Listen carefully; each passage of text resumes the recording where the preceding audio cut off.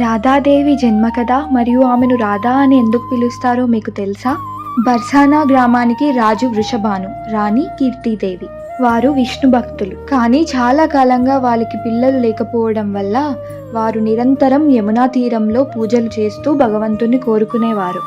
ఒకరోజు వృషభాను మహారాజు యమునా తీరంలో సూర్యదేవుని ఆరాధన చేస్తుండగా అతనికి ప్రకాశవంతమైన ఒక కమలంలో కోటి సూర్యుల ప్రకాశంతో వెన్నెలలా మృదువుగా ఉండే ఒక అమ్మాయి కనిపిస్తుంది. వృషభాను మహారాజు తనని విష్ణు దీవెనగా భావించి ఇంటికి తీసుకెళ్తారు. వృషభాను మహారాజు మరియు కీర్తిదేవి ఆ బిడ్డను తమ కుమార్తెగా స్వీకరిస్తారు. కానీ రాధాదేవి జన్మించినప్పటి నుండి ఆమె కళ్ళు మూసే ఉండేవి.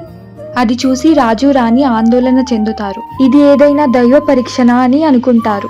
అప్పుడు నారద మహర్షి ప్రత్యక్షమై, ఆందోళన పడకండి మహారాజా, రాధా జన్మ ఉత్సవాన్ని ఘనంగా జరిపించండి. నంద మహారాజు మరియు యశోద రాణితో పాటు మొత్తం గోకులాన్ని ఆహ్వానించండి అని అంటాడు. రాధా జన్మ ఉత్సవానికి నంద మహారాజు, యశోదాదేవి కృష్ణుని తీసుకొని వస్తారు.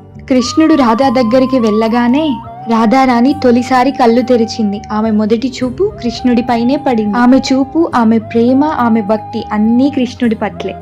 ఒకసారి ఋషులు కృష్ణుని దగ్గరికి వెళ్ళి, ప్రభు, మీరు ఆమెను ఎందుకు రాధా అని పిలుస్తారు అని అడుగుతారు. అప్పుడు కృష్ణుడు చిరునవ్వుతో, రాధా అనే పేరు ఆరాధన అనే పదం నుండి వచ్చింది.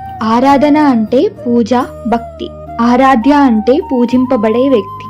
ఆమె నన్ను శుద్ధమైన ప్రేమతో ఆరాధిస్తుంది, అందుకే ఆమె పేరు రాధా. రాధారాణి పేరు కేవలం పేరు కాదు, అది నిజమైన భక్తి, స్వార్థం లేని ప్రేమకి సంకేతం.